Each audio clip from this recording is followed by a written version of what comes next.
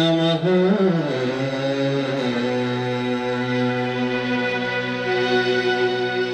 श्री गणाधिपतये नमो नमः।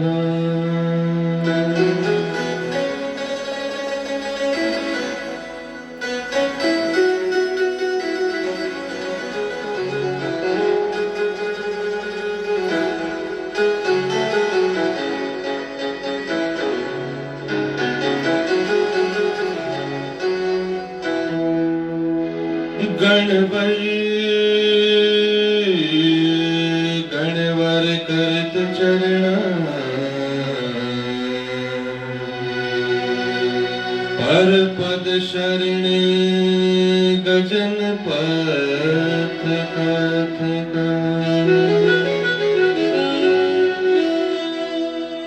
आबदन गत मद गज कर अमल सममय जय भव घनवन दघन।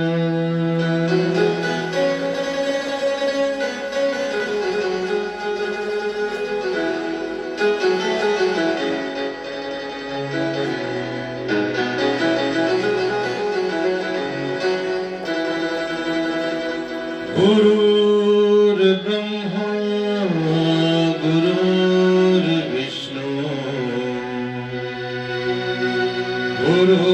गुरुर्देवो महेश्वरा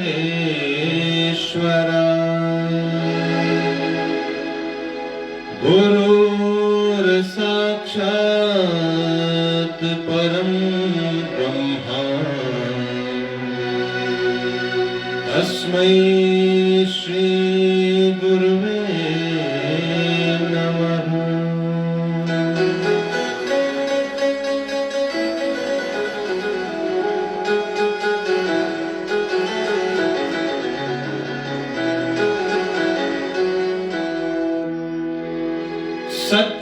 सच्चिदानंद रूपाय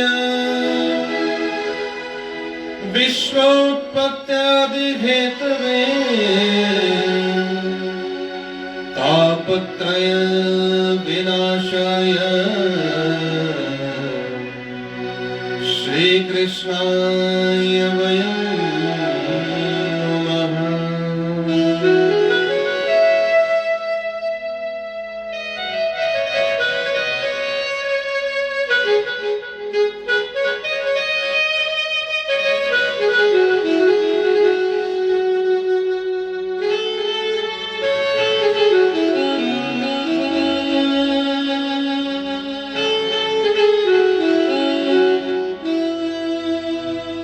श्री गुरु चरणे सरोज रज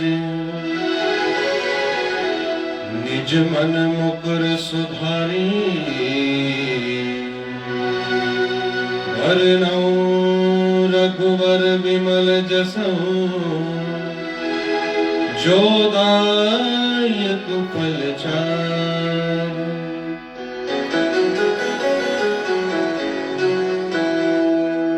बुद्धिहीन तनु जानिके सुमिरौ पवन कुमार। बल बुद्धि विद्या देहु मोहि मोर हरहु कलेश विकार।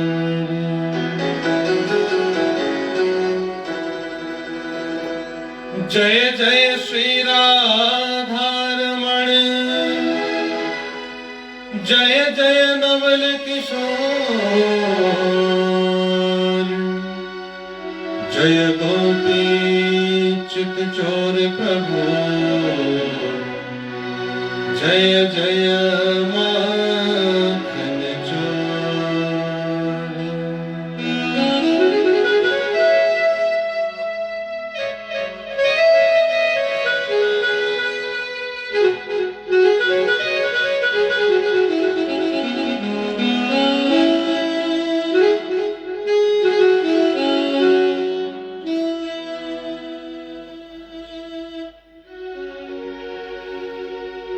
परम वंदनीय सदगुरु महाराज,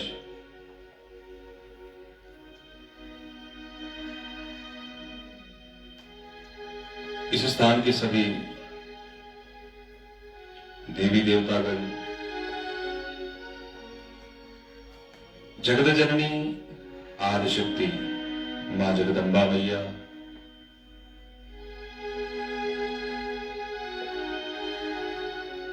ब्रह्मलीन परम संत बाबा बालकनाथ जी महाराज,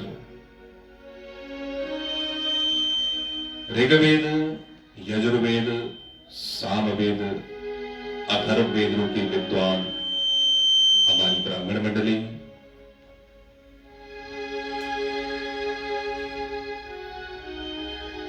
परंपरात्पर अखिलेश्वर, अकारण करुणा वरुणालय, भगवांचित कल्पतरु, पीतांबरधारी बालकृष्ण लाल की वांगमय प्रतिमूर्ति श्रीमद् भागवत महापुराण जी एवं हमारे सप्ताह पारायण यज्ञ के आज इस शुभ दिवस पर उपस्थित आगम निगम स्वरूप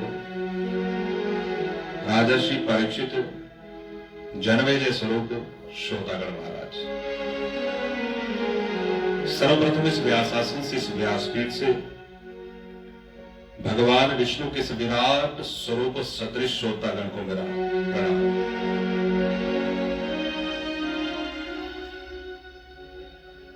जैसा कि विदित है, आप सब लोग जानते हैं कि प्रत्येक वर्ष की भांति इस वर्ष भी संत महात्माओं की इस पुण्य स्थली पर, इस तपस्थली पर श्रीमद् भागवत की कथा का शुभारंभ पिछले कल हो चुका है।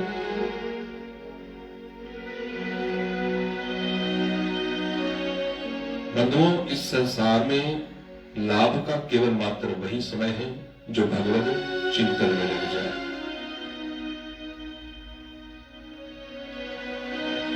यूं तो इस संसार में सभी इस कलिकाल की बुराई करते हैं, परंतु अपने अनुभव के आधार पर यदि बात करूं तो मैं इस कलिकाल की बहुत ही बड़ाई करता हूं।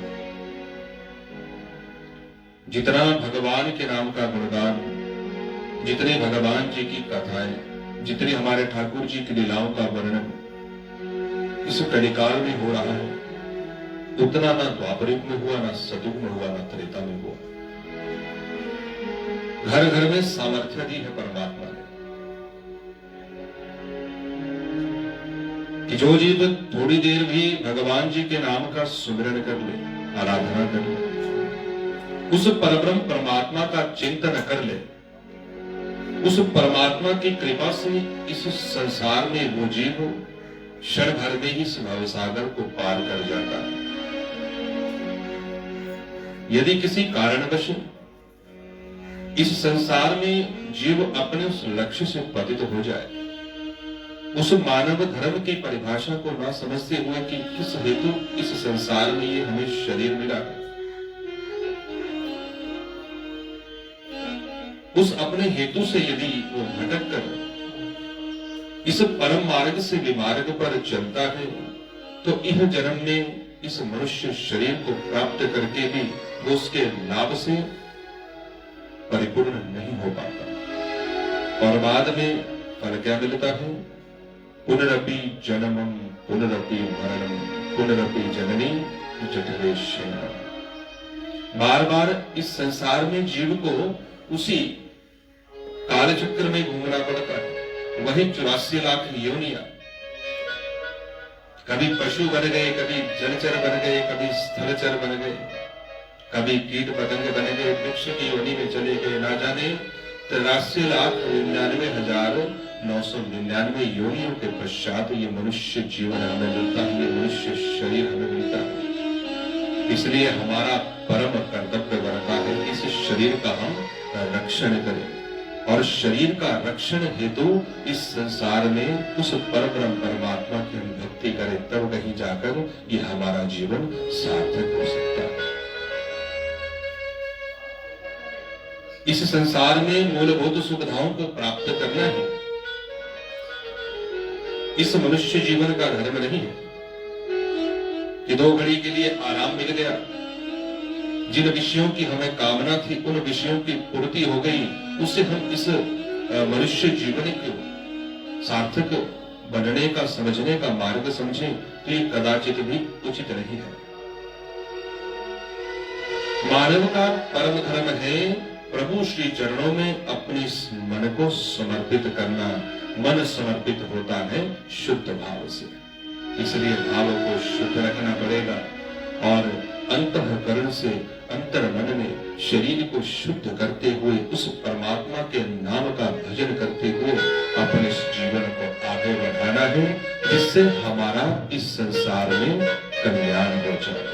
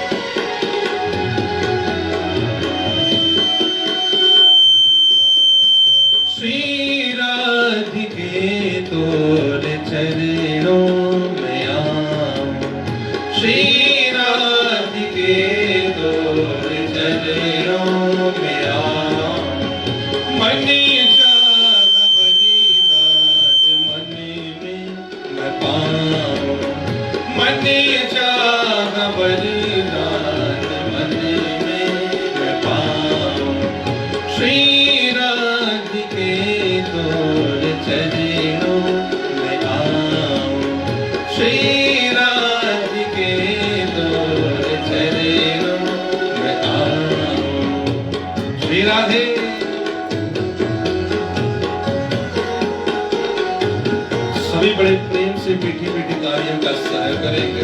हरि बोल।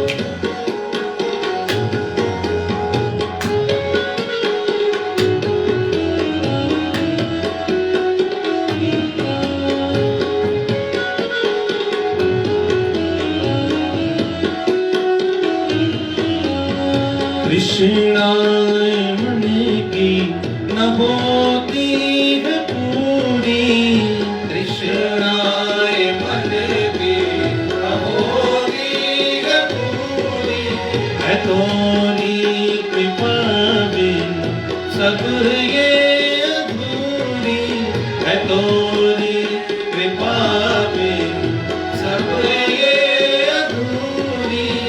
मन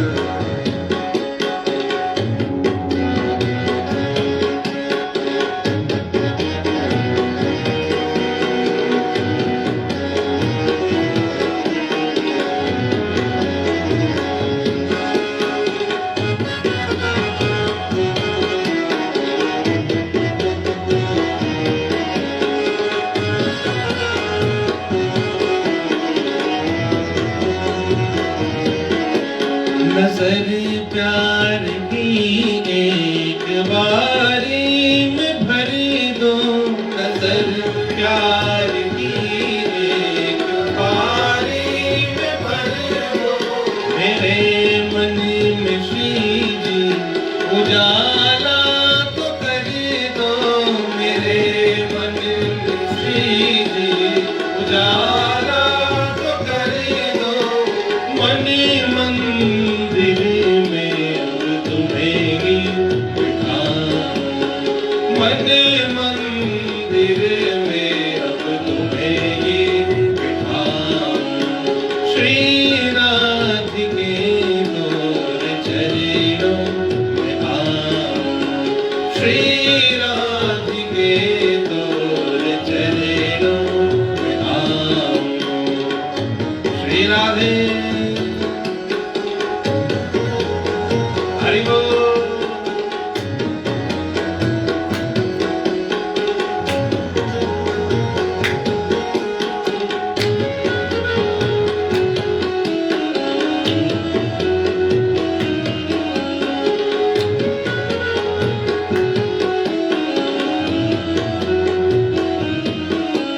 ये संकल्प मेरा तुम्हारे लिए है, ये संकल्प मेरा तुम्हारे लिए, ये सांसों की धारें तुम्हारे लिए है, ये सांसों की धारें तुम्हारे लिए, ये संकल्प मेरा तुम्हारे लिए है, ये संकल्प मेरा तुम्हारे लिए है, ये सांसों की धारें तुम्हारे लिए है, ये सांसों की धारें तुम्हारे लिए है।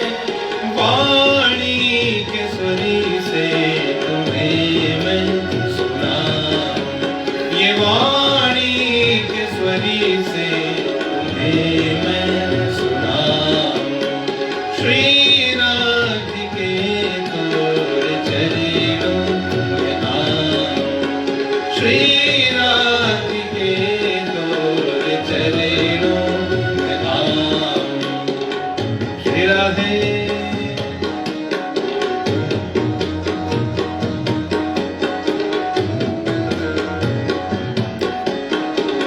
हरि बोल।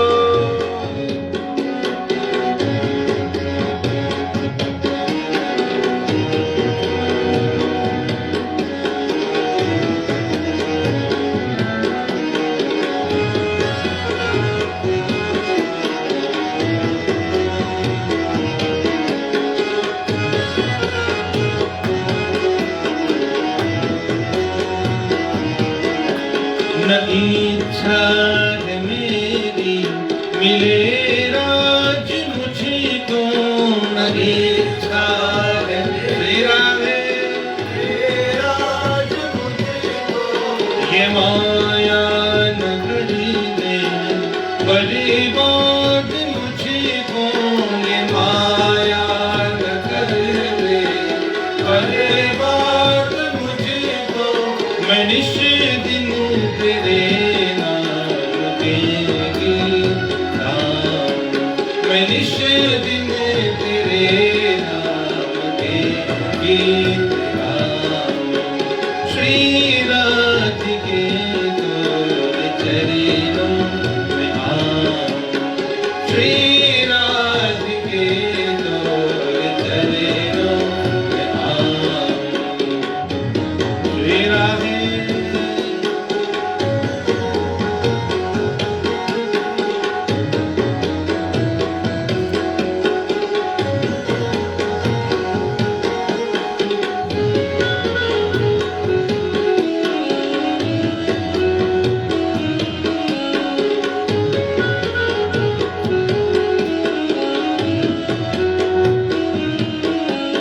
निराशा दिखेना, कृपा इतनी करीना, निराशा दिखेना, कृपा इतनी करीना।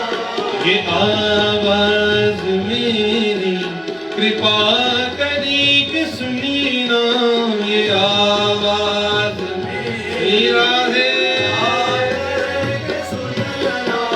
ये आवाज मेरी कृपा करी के सुनी ना, ये आवाज मेरी कृपा करी के सुनी ना। सदा भक्त बन गई कृपा तोरी पाऊं, सदा भक्त बन गई कृपा तोरी पाऊं। श्री राधिके तोर चरणों में आऊं, श्री राधिके तोर चरणों में आऊं। मन चाह बलिदान तुमसे मैं पाऊं, मन चाह बलिदान तुमसे मैं पाऊं।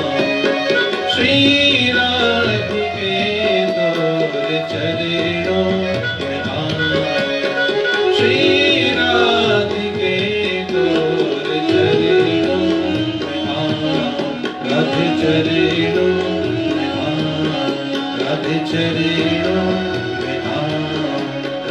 चरणों में बोलिए बांके बिहारी लाल की, भक्त वत्सल भगवान की, राधा रानी अलबेली सरकार की। तो इस तरह से जब तक हमारी ये चित्त वृत्तियां शांत नहीं होती, तब तक हमारा ये मन सत्संग में नहीं लगता।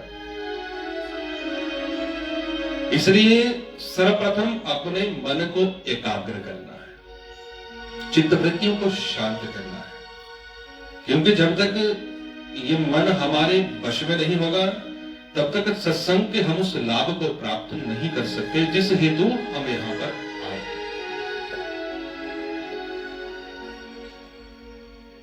महर्षि वेद व्यास जी ने श्रीमद् भागवत की जब रचना की, तो उस समय कलिकाल के मनुष्यों के हेतु ही विशेष रूप से इस परम पवित्र पुराण की रचना की गई। कलिकाल के जीवों के लिए कोई ऐसा सरल सुगम ग्रंथ हो जिसके द्वारा कलिकाल के मनुष्यों का कल्याण हो। सबके भाग्य में सत्संग नहीं लिखा होता। जिस व्यक्ति विशेष के ऊपर कृपा हो परमात्मा की, उस जीव के भाग्य में ये कथा का आनंद लिखा है। श्रीमद् भागवत के महात्म्य में महर्षि वेद व्यास जी ने एक सुंदर श्लोक लिखा। भाग्योदयैर बहुजन्म समर्जितेन सत्संग लभते पुरुषो यदा वै अज्ञान हेतु कृत मोह मदांधकार नाशं विधाय हि ततोदयते विवेक।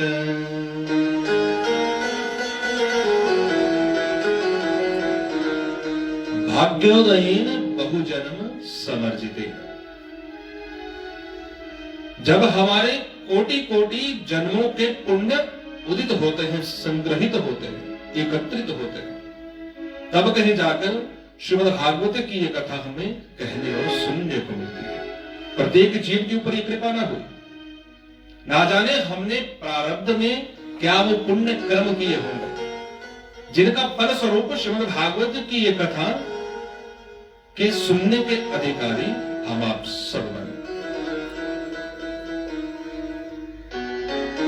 इसलिए जब विशेष कृपा हुई है परमात्मा की, तो क्यों ना उस कृपा के ऐसे सत्पात्र बन के इस संसार से जाएं कि आनंद की उस परम पवित्र मंदाकिनी में ऐसा हमारा निमज्जन हो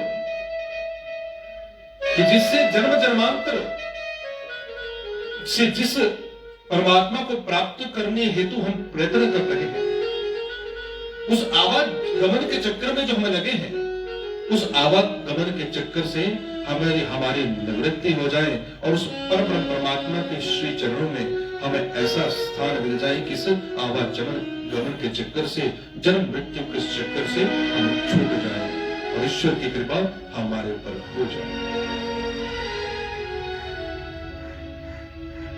इस संसार में कोई भी ऐसा व्यक्ति नहीं जो हृदय के ऊपर हाथ रखकर ये कह दे कि मैं सुखी हूं। किसी न किसी कारण से कोई ना कोई जीव दुखी है, और उस ही दुख की निवृत्ति के लिए श्रीमद् भागवत की कथा कही गई है, जिससे आत्मबोध हो, वो हम मैं कौन हूं इसका हमें पता चल सके। परंतु पता तब चलेगा जब इस ज्ञान गंगा में हम गोता लगाएंगे, इस परम पवित्र मंदाकिनी में हम निमज्जन करेंगे।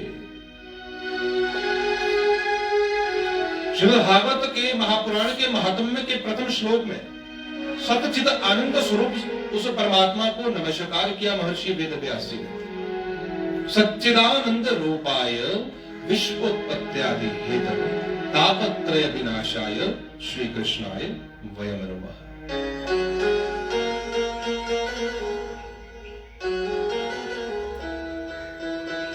ये भागवत जी के महात्म्य का प्रथम श्लोक।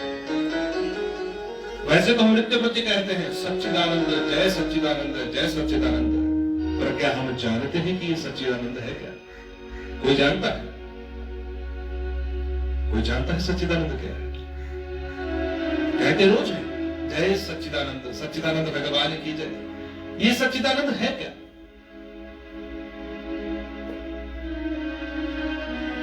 सच्चिदानंद तीन शब्दों के विग्रह से, सत्य चित्त और आनंद। ये सत्य क्या है, चित्त क्या है और आनंद क्या है,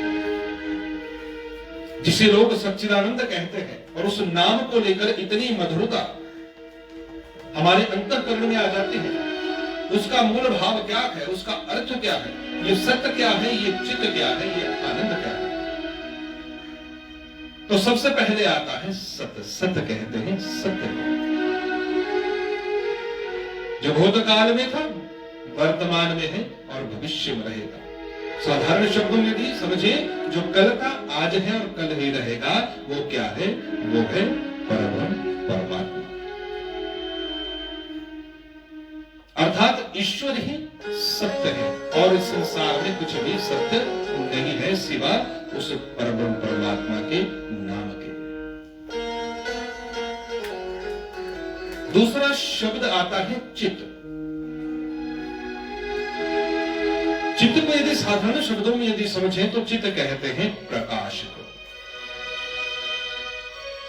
जिस प्रकार से यदि हमें किसी पुस्तक को पढ़ना है, पुस्तक पढ़ते हैं सब, तो यदि पुस्तक को पढ़ना हो तो उस पुस्तक को पढ़ने के लिए प्रकाश की आवश्यकता होती है, लाइट की आवश्यकता होती है। यदि बिजली नहीं होगी तो उस पुस्तक को पढ़ने में हम समर्थ नहीं, या सूर्य भगवान का प्रकाश ना होगा, सूर्य की किरणें ना हो, तो उस पुस्तक को हम पढ़ने में हमारी ये आंखें, ये चक्षु सार्थक नहीं है, सक्षम नहीं है।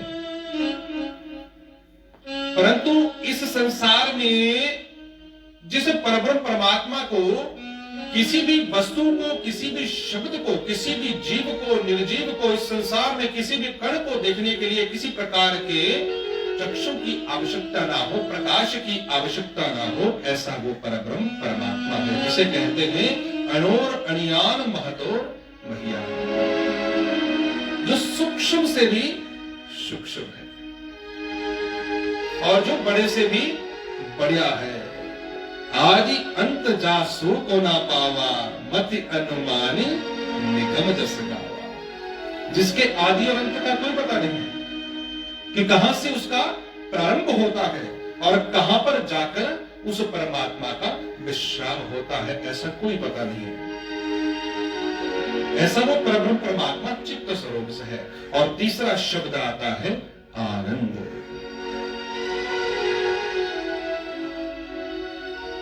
आनंद शब्द की व्याख्या जो है बड़ी विचित्र है, क्योंकि आनंद नाम ही परमात्मा का है। वैसे तो हम रोज कहते हैं कुछ भी खाने को स्वादिष्ट मिल गया, महाराज आनंद आ गया। और ये आनंद है क्या? आनंद है क्या?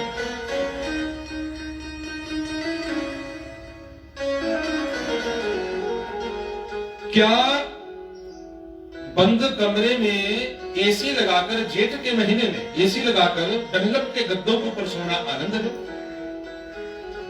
यदि वो आनंद है जिसे हम इस संसार में, इस कलिकाल में आनंद समझ बैठे हैं कि बाहर जेठ के महीने की धूप, कड़कड़ाती धूप तप रही है,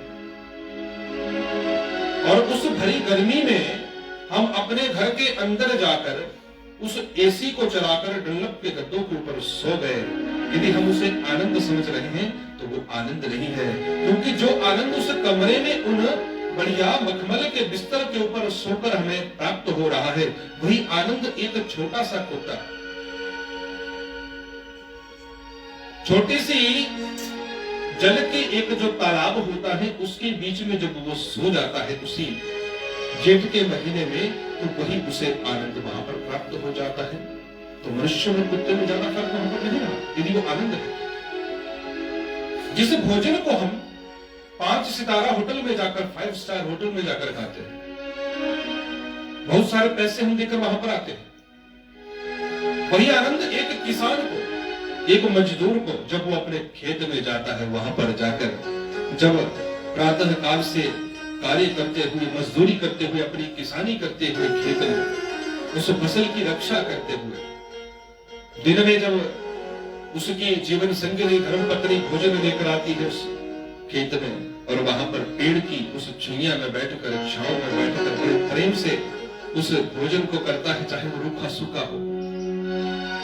उस भोजन को करके उस मजदूर को, उस किसान को वही आनंद की प्राप्ति हो रही है जो एक व्यक्ति उसी समय में एक 5 स्टार होटल में जाकर अपना डिनर लंच जो भी कर रहा है, जो उसको वहां पर आनंद आ रहा है।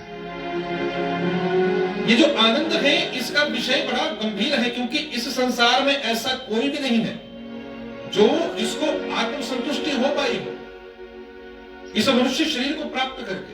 कारण क्या रहा? क्योंकि हमने भक्ति कहां से की? हमने भगवान का नाम लिया, वो केवल मात्र इस रसना से लिया, इस जीवा से लिया। वो जो रस था वो अंतःकरण तक ना पहुंच पाया उस नाम का। कारण यही इस संसार में रहा इस जीव का। और इस संसार में यदि एक व्यक्ति भी ऐसा नहीं जो अपने हृदय के ऊपर हाथ रखकर भी ये कह दे कि मैं सुखी हूं।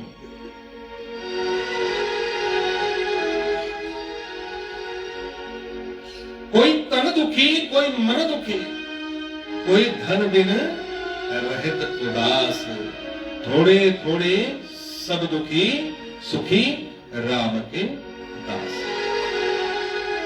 इस संसार में कोई भी ऐसा नहीं है ये कह दे कि मैं सुखी हूं। कोई अपने शरीर के कष्ट के द्वारा दुखी है, किसी की पीठ में दर्द है, किसी की टांग में दर्द है, किसी की बाजू में दर्द है, किसी का सिर दुखता है, अस्पताल की दवाइयां चली हैं, औषधियां चली हैं, शरीर सुखी नहीं है। शरीर सुखी नहीं तो हम कैसे सुखी रह सकते हैं? कोई मन दुखी, कोई मन से दुखी है। मानसिक दुख कैसा होता है? मान लो इस संसार में हमारा एक छोटा सा कुटुंब है, मैं, मेरी पत्नी, हमारे 2 बच्चे, 2 बालक हो। मेरा शरीर तो ठीक है, परंतु मेरी पत्नी अस्वस्थ रहती है। मेरे बच्चे अस्वस्थ हो गए तो मैं मानसिक रूप से परेशान हो गया, मानसिक चिंता सताने लगी। अब क्या करूं, कैसे करूं? या किसी को मानसिक दुख इस प्रकार का होता है कि मेरे पास एक छोटा सा घर है और मेरा पड़ोसी, मेरा जो मित्र है, उसने बहुत बड़ा घर बना लिया। अरे मेरे पास छोटा सा घर रह गया, मेरे पड़ोसी ने 10 मंजिला मकान बना लिया, ये क्यों हुआ? उसके पास ये कैसे हुआ? मेरे पास एक भी गाड़ी ना है और मेरे पड़ोसी ने 4-4 गाड़ियां घर में खड़ी कर दी, मेरे पास साइकिल तक नहीं है, तो मैं दुखी हो जाऊंगा। दुखी किस लिए हुआ? उसके उस सुख को देखकर मैं दुखी हुआ। अर्थात मानसिक कष्ट, कोई ना कोई चिंता रहा। कोई धन भी नहीं रहे तो उदास है। कोई लोग बीच में ऐसे भी है जो धन के बिना उदास रहते हैं कि भैया मेरे पास तो कुछ नहीं है, अब क्या करूं, कैसे कमाऊं? हमारा शास्त्र कहता है कि उद्यमेन ही सिद्धन्ते कार्याणि न मनोरथैः, न ही सुप्तस्य सिंहस्य प्रविशन्ति मुखे मृगाः। इस संसार में यदि आपको सार्थक बनना है, इस संसार में यदि आपको कामयाब होना है, इस संसार में भगवत कृपा को प्राप्त करना है, तो प्रत्येक कार्य को करने के लिए हमें क्या करना पड़ेगा? उद्यम करना पड़ेगा, श्रम करना पड़ेगा, परिश्रम करना पड़ेगा। बिना परिश्रम के संसार में कुछ नहीं होता। भक्ति के लिए भी परिश्रम की आवश्यकता होती है। ना जाने कितने ऐसे हमारे पास उदाहरण है। आप भागवत जी में आगे चलकर बहुत सी कथाओं को सुनिए। ध्रुव जी के ऊपर यदि कृपा हुई परमात्मा की, तो क्या उन्होंने भक्ति के लिए परिश्रम ना किया? बाल्यावस्था में परमात्मा को ढूंढने के लिए वन में चले गए। प्रहलाद जी के ऊपर कृपा हुई 5 वर्ष की आयु में, क्या उन्होंने परिश्रम ना किया? भगवान जी को प्राप्त करने के लिए ना जाने कितनी उन्होंने कठिनाइयां सहन की, जान पर ना जाने कितनी बार बन आई, पिता ने कितने कष्ट दिए, परंतु जो विश्वास था, जो लगन थी हृदय में, उसको नहीं छोड़ा। इसलिए इस संसार में भगवान को प्राप्त करना है तो उस लगन को कभी मत छोड़ना। जिस नाम का सुमिरन करते हो उस नाम को कभी मत छोड़ना।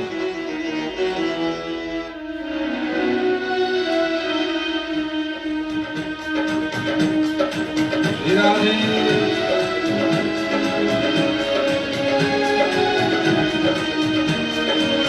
लागी लगन मत तोड़ना, लागी लगन मत तोड़ना, प्रभु जी मोरी लागी लगन मत तोड़ना, प्रभु जी मोरी लागी लगन मत तोड़ना, लागी लगन मत तोड़ना, लागी लगन मत तोड़ना, प्रभु जी मोरी लागी लगन मत तोड़ना, प्रभु जी मोरी लागी लगन मत तोड़ना। ऐसे बात नहीं बनेगी। सभी बड़े प्रेम से तालियों के साथ सहयोग करेगा भैया। श्री राधे।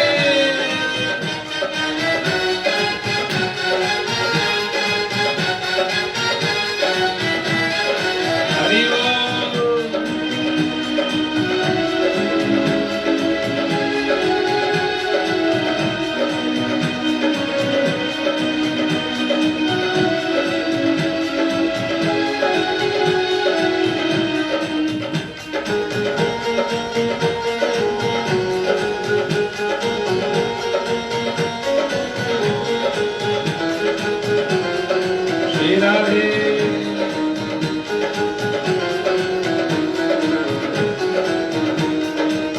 खेती बुआई मैंने तेरे नाम की, खेती बुआई मैंने तेरे नाम की, खेती बुआई मैंने तेरे नाम की, खेती बुआई मैंने तेरे नाम की। मेरे भरोसे मत छोड़ना, मेरे भरोसे मत छोड़ना, प्रभु जी मोरी लागी लगन मत तोड़ना, प्रभु जी मोरी लागी लगन मत तोड़ना, लागी लगन मत तोड़ना, लागी लगन मत तोड़ना, प्रभु जी मोरी लागी लगन मत तोड़ना, प्रभु जी मोरी लागी लगन मत तोड़ना। हरि बोल।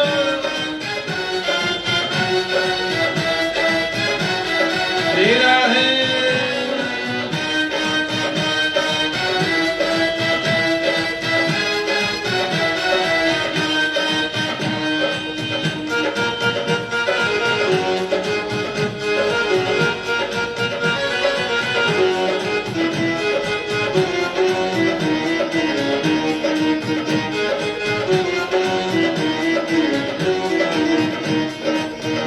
गहरी नदिया नाव पुरानी, गहरी नदिया नाव पुरानी, गहरी नदिया नाव पुरानी, गहरी नदिया नाव पुरानी, गहरी नदिया नाव पुरानी, गहरी नदिया नाव पुरानी।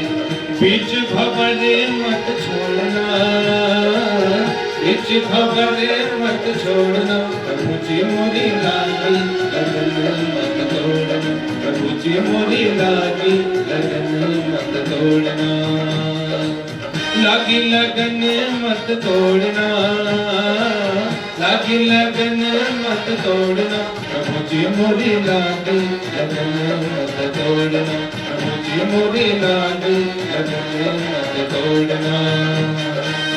हरि बोल। तेरा है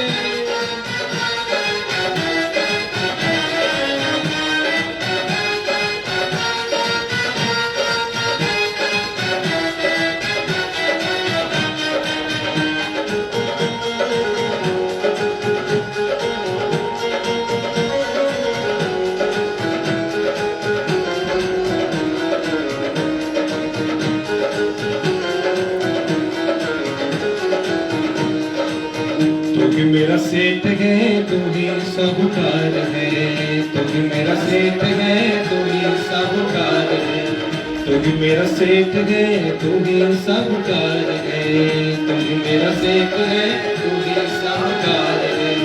ब्याज पे ब्याज मत जोड़ना, ब्याज पे ब्याज मत जोड़ना, प्रभु जी मोरी लागी लगन मत तोड़ना, प्रभु जी मोरी लागी लगन मत तोड़ना, लागी लगन मत तोड़ना, लागी लगन मत तोड़ना, प्रभु जी मोरी लागी लगन मत तोड़ना, प्रभु जी मोरी लागी लगन मत तोड़ना। हरि बोल। ऐसे बात नहीं बनेगी, हाथों को खोलिए, श्री राधे।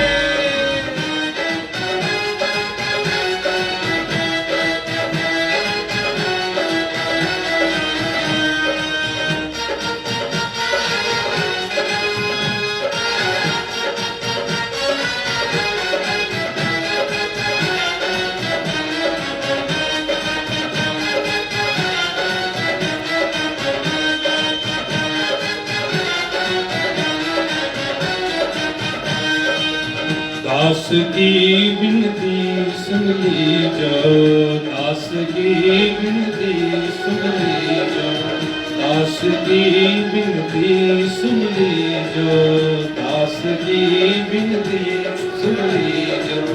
हाथ पकड़े मत छोड़ना, हाथ पकड़े मत छोड़ना, प्रभु जी मोरी लागी लगन मत तोड़ना, प्रभु जी मोरी लागी लगन मत तोड़ना, लागी लगन मत तोड़ना, लागी लगन मत तोड़ना, प्रभु जी मोरी लागी लगन मत तोड़ना, प्रभु जी मोरी लागी लगन मत तोड़ना, हरि जी मोरी लागी लगन मत तोड़ना, प्रभु जी मोरी लागी लगन मत तोड़ना, प्रभु जी मोरी लागी लगन मत तोड़ना, प्रभु जी मोरी लागी लगन मत तोड़ना। बोलिए बांके बिहारी लाल की, राधा रानी अलबेली सरकार की, भक्त वत्सल भगवान की। तो राधे राधे तो भैया कहना पड़ेगा, ऐसे बात नहीं बनेगी। जरा सी छाव देखी चले आए लपक कर, अभी से थक गए सफर बहुत लंबा है, ऐसे बात नहीं बनती। भगवान जी के दरबार में आकर तो भगवान का सुमिरन करना ही पड़ता है। इस संसार में कोई भी ऐसा जीव नहीं है जो अपने हृदय के ऊपर हाथ रखकर ये कहते कि मैं सुखी हूं। जो भगवान की शरण में आ गया, जिसने परमात्मा का सुमिरन चिंतन कर लिया, समझो उसके ऊपर उस ईश्वर की कृपा हो। यहां पर आकर नाम सुमिरन करते हुए उस सुमिरन को, उस नाम को अपने हृदय में यदि उतार दिया तो उस भगवत कृपा का वो पात्र जीव बन जाता है। आदत की बात है। इस संसार में यदि साधारण रूप से भी समझे, कई लोग कहते हैं कि हमारा जो भक्ति हमारे बस की नहीं है, कैसे नाम सुमिरन करें। अरे आदत की बात है, आदत किसी भी प्रकार की होती है। जब इस जीव का इस संसार में जन्म होता है, माता के गर्भ से जब बालक बाहर आता है, तो क्या उसे चलना आता है? चल सकता है? नहीं। माता या पिता उसे उंगली से पकड़कर धीरे धीरे चलना सिखाते हैं, समय लगता है। प्रत्येक कार्य को करने में क्या होता है? समय लगता है। ऐसे ही सब कार्य नहीं हो जाते। यदि हम ये विचार करें कि स्मरण मात्र से ही सब कुछ हो जाएगा, परिश्रम करना पड़ेगा, अभ्यास होना चाहिए।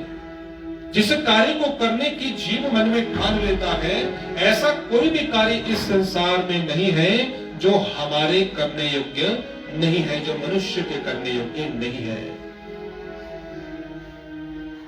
मन के हारे हार है और मन के जीते जीते। इसलिए इस संसार में क्या करना है? अपने मन को एकाग्र करके सकारात्मक भाव के साथ उस ईश्वर का भजन करते हुए इस संसार में आगे बढ़ना है।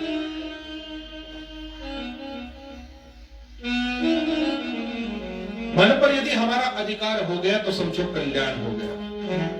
सभी लोग बात करते हैं कि महाराज ना जाने किस प्रकार से ये इंद्रियां इधर उधर भटकती है। इंद्रियां तो भटकती है, परंतु इंद्रियों को भटकाने वाला कौन है? वो है हमारा मन। यदि मन को वश में कर लिया तो 10 प्रकार की जो इंद्रियां हैं, 5 ज्ञान इंद्रियां और 5 कर्म इंद्रियां, वो सभी स्वतः ही हमारे वश में हो जाएगी। तो बताइए भला कौन हमें भटकाएगा? भगवान जी के नाम का जो सुमरण करता रहेगा, जय सच्चिदानंद कहता रहेगा, सतचित आनंद स्वरूप को जिसने अपने हृदय में बसा लिया, बताइए भला वो कैसे इस संसार में भटक सकता है, इधर उधर हो सकता है? राह है कठिन, परंतु आनंद इतना है कि जो आनंद से परमानंद की ओर ले जाने वाला विषय है वो है इस परमात्मा के नाम का सुमरण। वो है हमारी भागवत जी की कथा। अभ्यास करते रहना है जीवन में नाम सुमरण का। आदत जब पड़ गई तो समझो जीवन धन्य हो गया। फिर तो प्रत्येक क्षण में, प्रत्येक श्वास में उसी परमात्मा का नाम अंतःकरण में चलता रहेगा। और इस संसार से जब गमन होगा, जाना होगा इस जीव का, तो परमात्मा श्री के चरणों में वो सुंदर स्थान मिल जाएगा जिससे कि हम इस भक्ति को करते संसार में मनुष्य जन्म को प्राप्त किया। भगवान का नाम ये सभी प्रकार के तापों को मिटाने वाला है। रामचरितमानस में तुलसी बाबा ने एक सुंदर चौपाई कही है। दैहिक दैविक भौतिक तापा, राम राज का ही न व्यापा, राम राज का ही न व्यापा, दैहिक दैविक भौतिक तापा, दैहिक दैविक भौतिक तापा, दैहिक दैविक भौतिक तापा, राम राज्य काहू ही न व्यापा। तीन प्रकार के ताप हैं, आदि दैविक, आदि भौतिक और आध्यात्मिक। जिस समय त्रेता युग था, भगवान श्री रामचंद्र जी मर्यादा पुरुषोत्तम बनकर आए थे, उस समय ये तीनों ताप किसी को नहीं सताते थे। ना कोई अपने घर में ताला लगाता था, क्योंकि चोर ही नहीं होते थे, दरवाजे नहीं थे लोगों के घर में। सबके आने जाने के लिए घर सदा खुले रहते थे, चोरी का कोई भाव ना था। भाव क्यों नहीं था? क्योंकि सबके मन क्या थे? निर्मल थे। भगवान जी स्वयं कहते हैं कि निर्मल मन जन सो मोहि पावा, मोहि कपट छल चित्र न भावा। जो निर्मल भाव के साथ, निर्मल मन से मेरे पास आता है, केवल मात्र वही जीव मुझे प्रिय है। अन्यथा इस संसार में यदि किसी भी प्रकार से जीव ये समझ ले कि कुभाव के साथ मैंने किसी स्थान पर देख लिया कि कोई नहीं है और हम वहां पर जाकर चोरी कर लेते हैं, देखा किसी ने नहीं, बंद घर है, बंद दरवाजा है, बंद कमरा है, मुझे किसी ने नहीं देखा, कोई वस्तु उठा ली, कोई धन उठा लिया और मन में विचार किया कि मुझे किसी ने नहीं देखा, बाहर आकर खूब राम नाम का सुमरण करता रहा। तो एक बात जीवन में अवश्य ध्यान रखना कि जिसने इस संसार की रचना की है, जो अणोर अणियान महतोर महिया, जो सूक्ष्म से सूक्ष्म है और बड़े से भी बड़ा है, जिसके आदि अंत का कोई पता नहीं है, जिसने संसार की रचना की, इस सृष्टि को बनाया, प्रत्येक जीव को बनाया, हमें बनाया, आपको बनाया, क्या उस परब्रह्म परमात्मा को ये बोधना होगा कि हम किस समय क्या कर्म कर रहे हैं? चतुराई जो हमें दिखाते हैं वो इस संसार में साधारण मनुष्यों के पास थोड़ी बहुत चल सकती है, परंतु परमात्मा के आगे किसी प्रकार की चतुराई मेरे भाई नहीं चलती। इसलिए जीवन में ध्यान रखना, सदा ही सत्य का आचरण करो, धर्म की अनुपालना करो। जीवन में कभी भी असत्य मत कहना, झूठ मत कहना, सच कहना भले ही जो हो जाए। जिसने अपने कर्मों को सुधार लिया, सत्य मार्ग पर चलते हुए, समझो उसके ऊपर फिर कृपा हो परमात्मा की। अन्यथा जितना मर्जी अपने नाम से, अपने मुख से भगवान का नाम ध्याइए, राम कहो, कृष्ण कहो, वाहेगुरु कहो, जो मर्जी कहते रहो, परंतु जब तक ये हमारा मन शुद्ध ना होगा, ये मन निर्मल ना होगा, जब तक वो परमात्मा उस शब्द के द्वारा अंतःकरण में विराजमान ना होगा, तब तक बात नहीं बनने वाली। इसलिए सर्वप्रथम वाणी के द्वारा अपने उस अंतःकरण को शुद्ध करना है, नाम सुमरण करते हुए। इस संसार में यदि किसी के दुख को देखकर ज्यादा द्रवित हो जाएंगे तो भी बात नहीं बनने वाली। क्योंकि जीवन में सुख और दुख तो आता रहता है। सुख और दुख क्या है? एक ही सिक्के के दो पहलू हैं। सुख जीवन में है, यदि सुख में ज्यादा इस तरह से बढ़ाई करोगे, मान करोगे उसका, सभी जगह जाकर प्रपंच करोगे इस तरह से कि मैं तो, मेरे पास इतना धन है, मैं इतना सुखी हूं, मेरा सब वंश की वृद्धि हो रही है, सब कुछ अच्छा हो रहा है, उसका ढिंढोरा पीटोगे तो उसके पश्चात क्या होगा? ना जाने कहां से किसकी नजर लग जाए और उस सुख में बाधा पड़ जाए, दुख का आगमन तत्क्षण ही प्रारंभ हो जाता है। हम इस संसार के जीव है कलिकाल के। हम क्या करते हैं कि जीवन में जब दुख है तब तो परमात्मा के श्री चरणों में, संतों के सानिध्य में जाएंगे, भगवान की शरण में जाएंगे, वाहिगुरु की शरण में जाएंगे। जब दुख है जीवन में, परिवार में तो कष्ट है, मुझे शरीर कष्ट है, तब तक हम वहां पर जाएंगे। और जैसे ही दुख दूर हुआ उस ईश्वर की, परमात्मा की कृपा से, तत्क्षण ही हम क्या करते हैं कि वहां से उठकर आए और मन लगा दिया अपने परिवार में। ये मेरा पुत्र, ये मेरी पुत्री, ये मेरा पति, ये मेरे माता पिता, बस इतने तक सीमित रह जाते हैं। उस भगवान की याद तो भूल गए, स्मृति हो गई, ध्यान ना रहा ईश्वर का, क्योंकि ईश्वर की याद ही दुख में आते हैं। दुख में सुमिरन सब करे, सुख में करे ना कोई, सुख में सुमिरन जो करे तो दुख का हेता हो। जिस तरह से हम दुख में भगवान जी को याद करते हैं ना, उस परमात्मा को यदि जितना दुख में जाते हैं उतना यदि सुख के दिनों में भी उसका हम सुमिरन करें तो कभी जीवन में, हम ये नहीं कहते कि दुख नहीं आएगा, यदि आएगा भी तो उस दुख को सहन करने की शक्ति वो परमात्मा हमें प्रदान करेंगे। इसलिए जीवन में प्रत्येक घड़ी में चाहे जैसा भी स्थिति परिस्थिति हो, विषम से विषम परिस्थिति भी यदि जीवन में आएगी तो उस परिस्थिति से भी परमात्मा स्वयं हमें पार उतारते हैं। इसलिए विश्वास के साथ उस परमात्मा का ध्यान भजना, और इस संसार में यदि आए हैं तो अपने द्वारा ऐसे अच्छे कर्म हम करके जाएं कि जिससे यदि हम इस संसार से जाएं तो सीधा परमात्मा की कृपा हमारे ऊपर हो। कहीं ऐसा ना हो कि जीते जी भी लोगों से कुछ ना कुछ सुनते रहे अपने उन कार्यों के द्वारा जो हम गलत कार्य कई बार करते हैं। मृत्यु के पश्चात भी लोग फिर बुरा ही कहते हैं। यदि अच्छा कर्म करके जाओगे तो यहाँ पर भी अच्छा कहेंगे और आगे चलकर परमात्मा के द्वारा भी शुभ फल प्राप्त होगा, सतखंड मिलेगा। बुरे कर्म करके जाएंगे तो 27 प्रकार के नरक है भैया, वहां पर तो फिर दरवाजे खुले हैं। अपने जो कर्म यहाँ पर हम करके जाते हैं, बुरे कर्म पाप कमा कर जाते हैं, वहां पर फिर उन नरकों को भुगतना पड़ता है अपने कर्मों के अनुसार।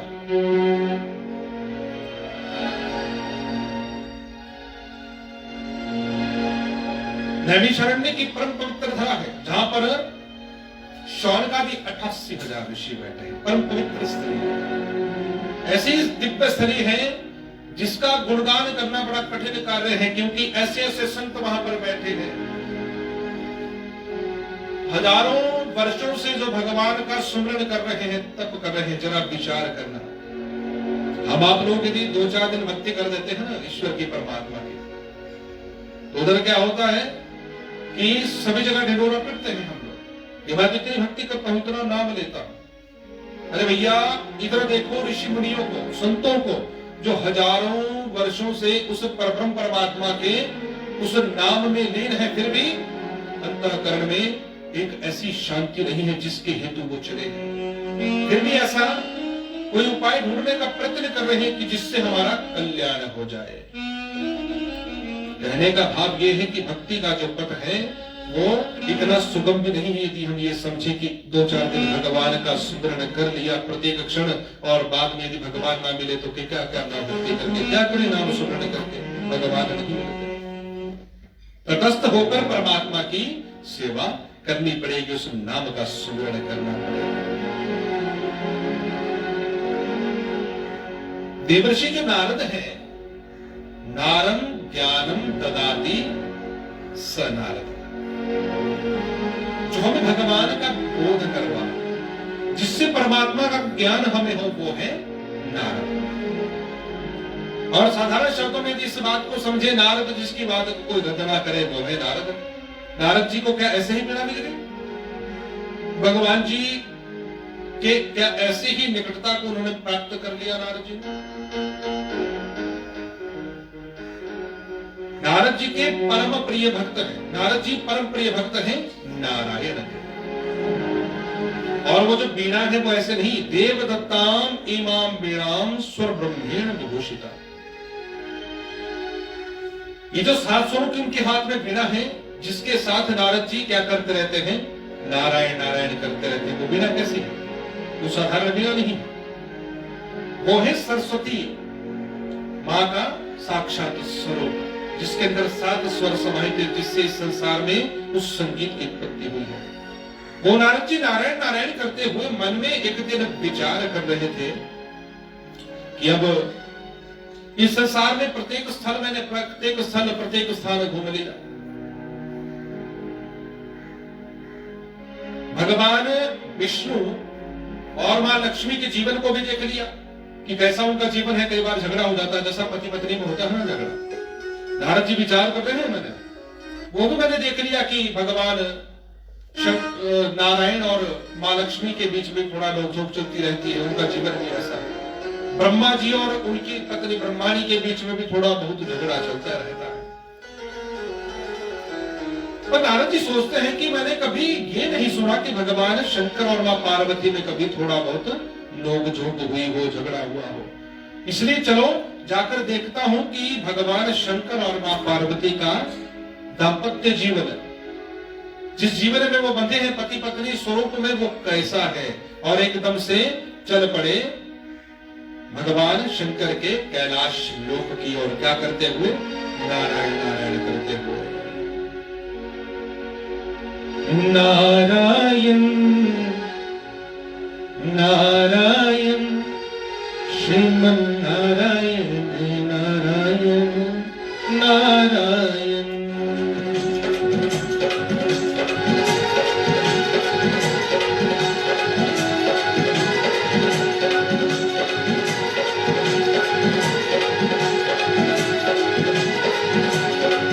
नारायण बोलिए बांके बिहारी नारायण नारायण करते हुए पहुंच गए कहां? कैलाश पर्वत के ऊपर। कैसा पर्वत है? हिमाच्छादित पर्वत है, जिसके संपूर्ण कैलाश पर्वत के ऊपर क्या है? हिम कहते हैं बर्फ को। बर्फ से ढके हुए पहाड़ हैं। ऐसा लगता है कि जैसे कोई चांदी के पहाड़ बनाए हो। और जैसे ही प्रातः काल में सूर्य नारायण जब निकलते हैं, सूरज जब निकलता है, सूर्य की किरणें जब वहां पर पड़ती हैं, तो वो सोने के पर्वत लगते हैं। ऐसे वो हिमाच्छादित पर्वत, बर्फ से ढके हुए पहाड़, जहां पर भोले बाबा नित्य प्रति रहते हैं। और उन भोले बाबा के श्री चरणों में उनका ध्यान करने के लिए, उनका दर्शन करने के लिए नारद जी वहां पर पहुंच गए। जाकर देखा तो क्या देखा? भगवान शंकर तो उस समय तपस्या में बैठे हैं और अपने तप में लीन है। नारद जी ने प्रणाम किया भोले बाबा को। भोले बाबा का ध्यान लग गया है अपने आराध्य देव, अपने इष्ट देव के श्री चरणों में, और बड़े प्रेम से वहां पर बैठे हैं। ये पता ना चला कि नारद जी आए।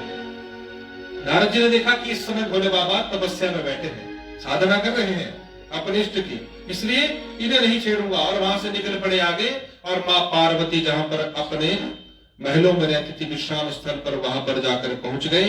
एकदम से प्रणाम किया मां पार्वती को। और जैसे ही प्रणाम किया, मां पार्वती उस समय अपने स्थान पर बैठी थी और ये देखा कि नारद जी आए हैं। देख उठ खड़ी हुई मां पार्वती, दौड़ी दौड़ी गई। अरे नारद जी, कैसे आना हुआ? बहुत दिनों के बाद आपके दर्शन हुए, आइए बैठिए।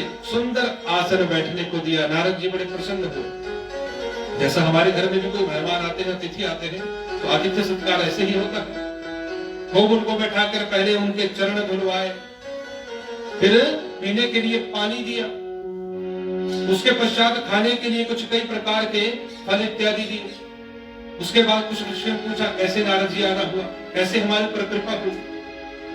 नारद जी ने कहा कि मां सुनो, मैं तो इस संसार में नित्य प्रति घूमता रहता हूँ, परंतु बड़े दिन हो गए थे आपके और भोले बाबा के दर्शन ना किए थे, इसलिए मन में यही विचार किया कि चलो जाकर भोले बाबा के दर्शन कराता हूँ, आपके भी दर्शन कराता हूँ।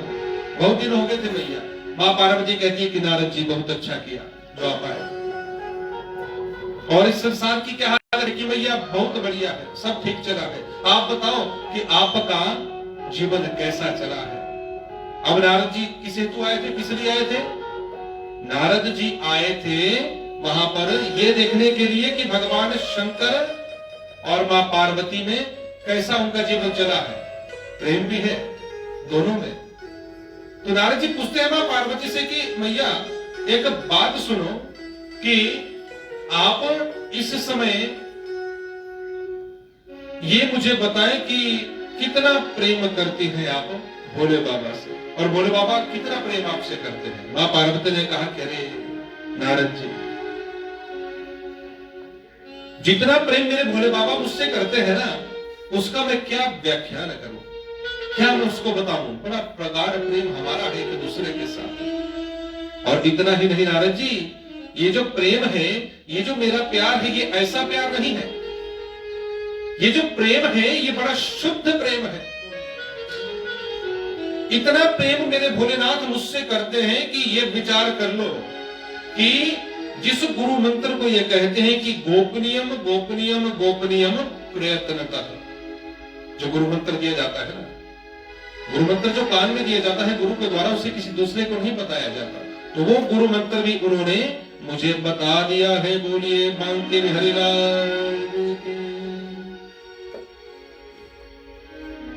वो गुरु मंत्र भी उन्होंने मुझे बता दिया है। तो आपने विचार करना कि कितना प्रेम करते हैं भोले बाबा मुझसे। नारद जी ने कहा कि भैया ये तो बहुत अच्छी बात है, इतना प्रेम यदि आपसे करते हैं भोले बाबा, ये तो बढ़िया बात है। परंतु एक बात बताओ भैया कि क्या कभी भोले बाबा ने आपको यह भी बताया कि जो वो गले में वो जो माला डालते हैं ना मुंडों की, वो किसके मुंड है, ये भी बताया कभी? मां पार्वती ने कहा कि नारद जी ये तो नहीं बताया, ना मैंने ही कभी पूछा, ना भोले बाबा ने बताया। नारद जी ने कहा तो मैं आप कहती हूँ बड़ा प्रेम करते हैं भोले बाबा आपसे। कहाँ का प्रेम हुआ आपको यही ज्ञात नहीं कि जो आपके भोलेनाथ है उनके गले में जो इतनी मुंडों की माला वो किसके मुंड है। आप कहती हो बड़ा प्रेम करते हैं भोले बाबा। अब मां पार्वती का जो चेहरा पहले मुस्कुराते हुए था ना, खिला हुआ था प्रेम से, अब शंका रूपी बीज जो है मन में प्रस्फुटित हो गया, उत्पन्न हो गया।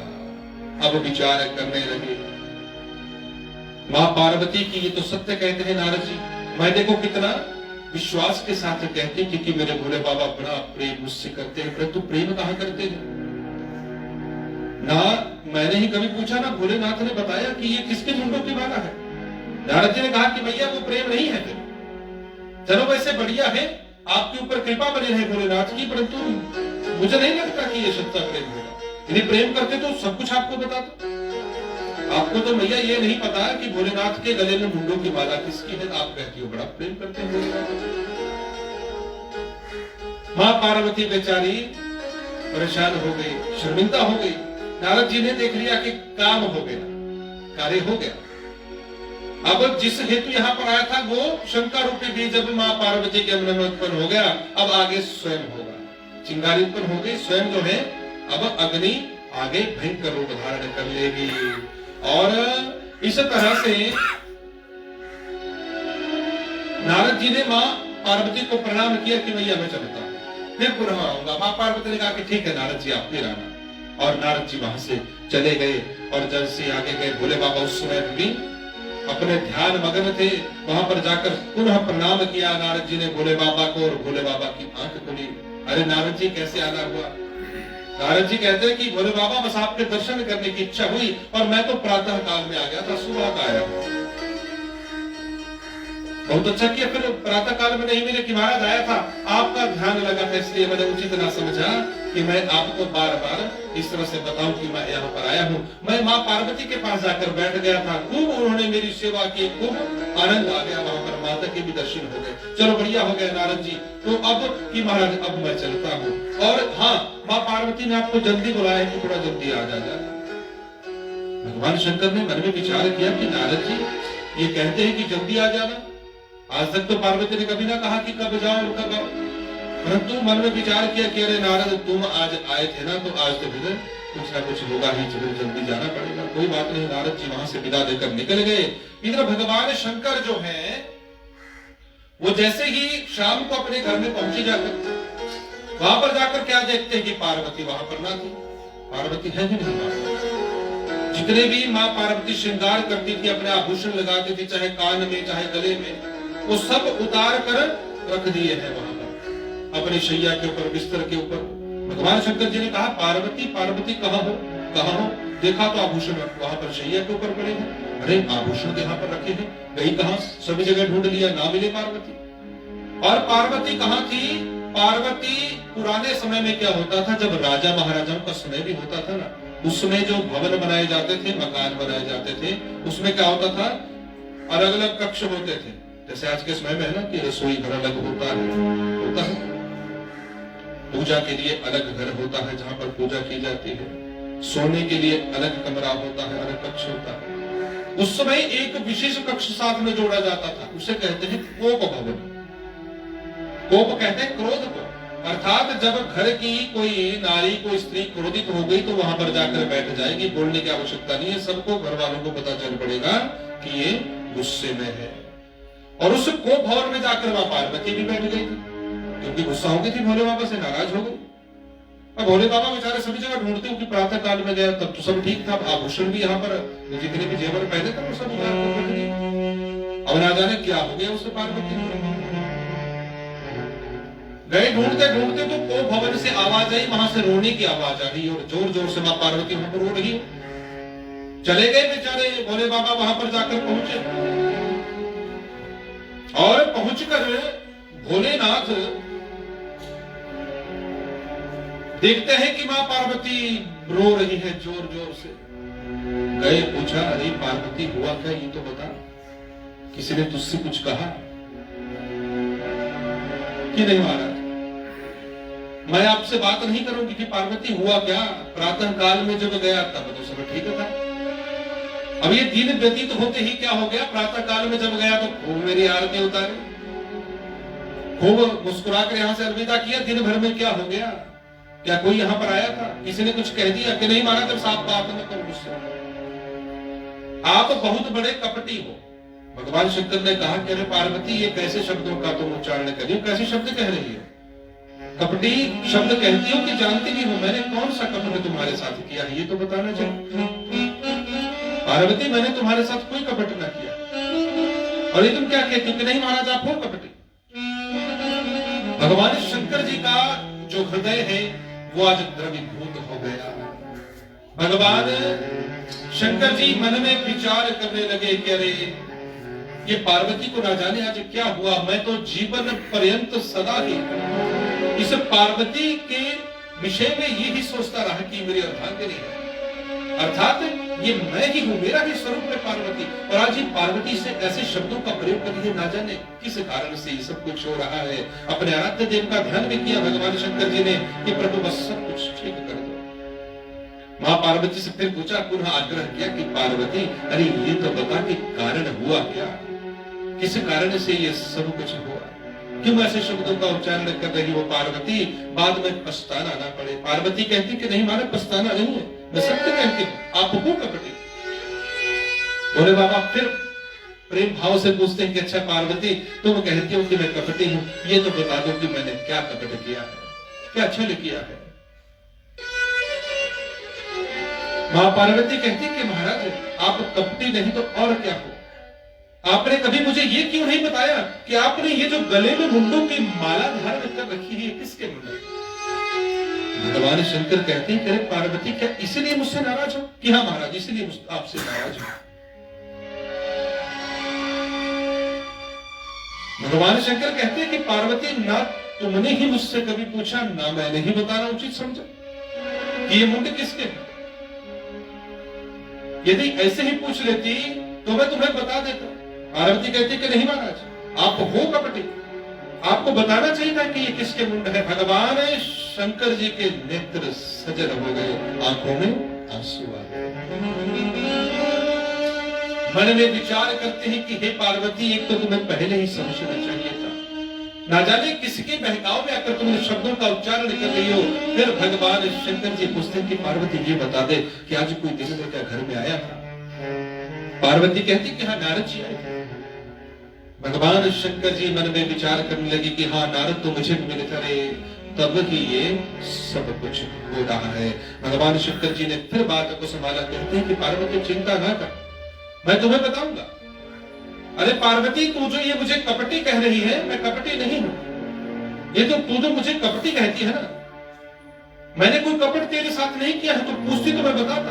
ये मुंड किसी और के मुंड नहीं, ये तेरे ही मुंड है। जब जब तू इस संसार में आई, जब जब तूने इस संसार में जन्म लिया तो मेरी अर्धांगिनी बनी, और इस संसार में को छोड़कर जब तू यहां से गई तो तुम्हारे शरीर से मुंड को निकालकर इस माला में पिरो लेता था। मैं कोई कपटी नहीं हूं पार्वती। हाँ पार्वती देखती है कि महाराज, क्योंकि माला में बहुत सारे मुंड थे, पूरी माला बनी थी। ये महाराज ये क्या सब मुंड मेरे ही हैं? ये सिर्फ मेरे ही हैं? कि हाँ पार्वती ये तेरे ही मुंड है।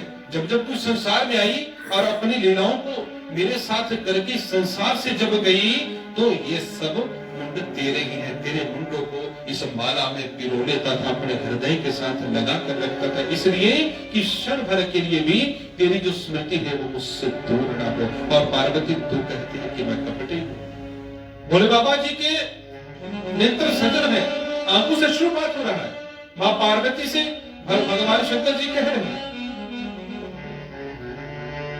मां पार्वती कहती है कि महाराज आप कपटी नहीं, आप तो महाकपटी। अब जो संज्ञा दी थी ना कपटी की, उसको दोगुना कर दिया कि कपटी नहीं महाकपटी हो। भगवान शंकर मन में विचार कर रहे थे कि जब ये ज्ञान हो जाएगा, ये बोध हो जाएगा, जब ये पार्वती जान जाएगी कि किसके मुंड है, पार्वती के ही मुंड है, तो ना जाने समझ जाएगी। परंतु वो जो उपाधि पहले दी थी कपटी की, उसको दोगुना कर दिया। मैं पार्वती ने कहती है कि नहीं महाराज आप कपटी हैं, आप तो महाकपटी हो। भगवान शंकर कहते हैं कि अरे पार्वती तुझे हुआ क्या है?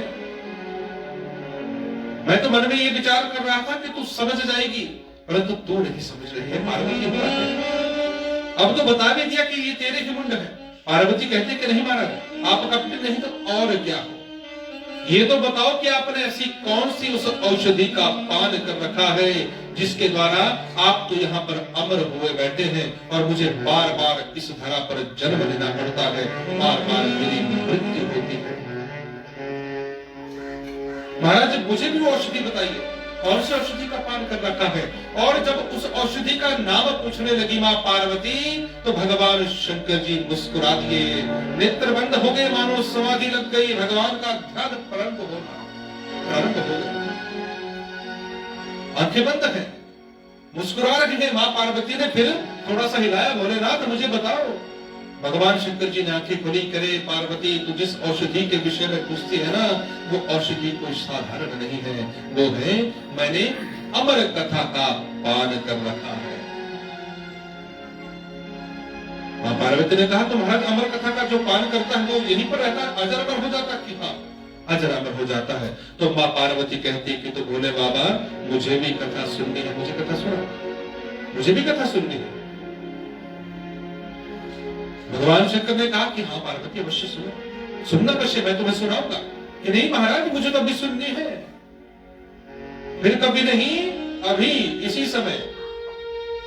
भगवान शंकर ने कहा कि देखो पार्वती इस कथा को सुनने की तुम्हारी जो आतुरता है, इस आतुरता को मैं समझ रहा हूं, परंतु हर प्रत्येक व्यक्ति के जीव के भाग्य में ये कथा नहीं होती, सबके ऊपर कृपा नहीं होती।